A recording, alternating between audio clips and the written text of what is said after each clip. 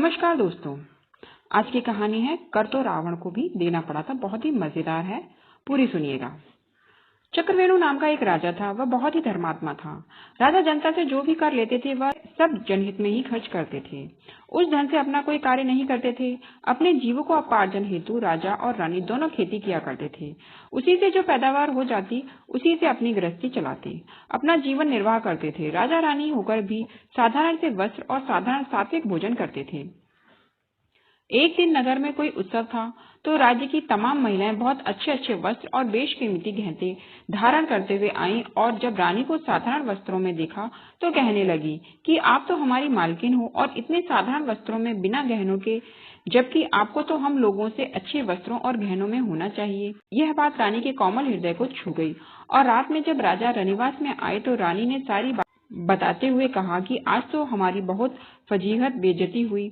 सारी बात सुनने के बाद राजा ने कहा, क्या करूं, मैं खेती करता हूं, जितना कमाई होती है घर गृहस्थी में ही खर्च हो जाता है। क्या करूं, प्रजा से आया धन मैं उन्हीं पर खर्च कर देता हूं। फिर भी आप परेशान न हो, मैं आपके लिए गहनों की व्यवस्था कर दूंगा, तुम धैर्य रखो। दूसरे दिन राजा ने अपने एक आदमी को बुलाया और कहा कि तुम लंकापति रावण के पास जाओ और कहो कि राजा चक्रवेणु ने आपसे कर मांगा है और उससे सोना ले आओ। वह व्यक्ति रावण के दरबार में गया और अपना मंतव्य बताया। इस पर रावण अट्टहास करते हुए बोला, अब भी इतने मूर्ख लोग भरे पड़े हैं। मेरे घर देवता पानी भरते हैं और मैं कर दूंगा।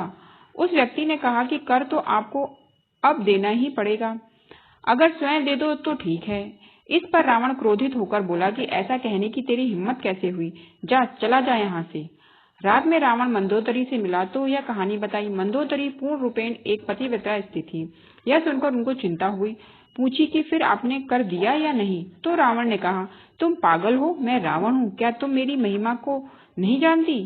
क्या रावण कर देगा? इस पर मंदोदरी ने कहा कि महाराज आप कर दे दो, वरना इसका परिणाम अच्छा नहीं होगा। मंदोदरी राजा चक्रवेणु के प्रभाव को जानती थी क्योंकि वह एक पतिव्रता स्त्री थी। रावण नहीं माना।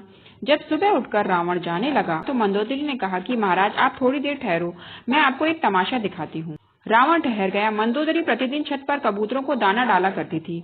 उस दिन भी डाली और जब कबूतर दाना चुगने लगे तो बोली, तुम सब एक भी दाना चुगो तो तुम्हें महाराज रावण की दुहाई है, कसम है। रानी की इस बात का कबूतरों पर कोई असर नहीं हुआ और यह दाना चुगते रहे। मंदोदरी ने रावण से कहा कि दिया ना आपका प्रभाव। रावण ने कहा, तू कैसी पागल है, पक्षी क्या समझे कि क्या है रावण का प्रभाव।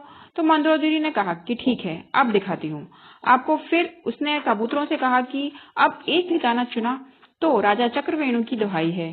सारे कबूतर तुरंत दाना चुगना बंद कर दिया। केवल एक कबूतरी ने दाना चुना तो उसका सिर फट गया क्योंकि वह बहरी थी, सुन नहीं पाई थी। रावण ने कहा, ये तो कोई जादू है, मैं नहीं मानता इसे, और ये कहता हुआ वहां से चला गया। रावण दरबार में जाकर गद्दी पर बैठ गया। तभी राजा चक्रवेणु का वही व्यक्ति पुनः दरबार में आकर पूछा कि आपने मेरी बात पर रात में विचार किया या नहीं, आपको कर रूप में सोना देना पड़ेगा। रावण हंसकर बोला, कैसे आदमी हो तुम, देवता हमारे यहाँ पानी भरते हैं और हम कर देंगे। तब उस व्यक्ति ने कहा कि ठीक है, आप हमारे साथ थोड़ी देर के लिए समुद्र के किनारे चलिए। रावण किसी से डरता ही नहीं था, सो कहा चलो, उसके साथ चला गया। उसने समुद्र के किनारे पहुंचकर लंका की आकृति बना दी और जैसे 4 दरवाजे लंका में थे वैसे दरवाजे बना दिए और रावण से पूछा कि लंका ऐसी ही है ना।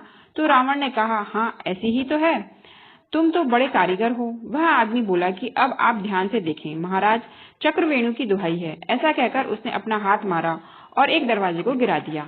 उधर बालू से बनी लंका का एक हिस्सा बिखरा, उधर असली लंका का भी वही हिस्सा बिखर गया। अब वह आदमी बोला कि कर देते हो या नहीं, नहीं तो मैं अभी हाथ मारकर सारी लंका बिखेरता हूँ।